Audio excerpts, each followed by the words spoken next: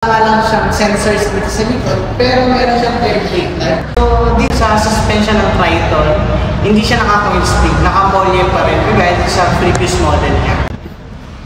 So, silipin naman natin yung tailgate nito, Triton. Sobrang bigat ng tailgate niya kasi dito siya assisted.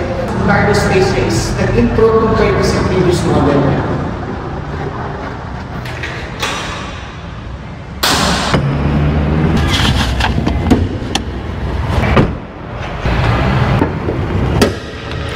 Ang bigat ng hood. Dito sa Triton wala siyang hood dampers. Pero maganda rito, may cover siya para makatulong hindi makumupas kagad yung hood nyo. Under the hood, meron siyang 2.4 liter turbocharged diesel engine, Euro 4. Meron siyang 183 horsepower at 430 Newton meter of torque.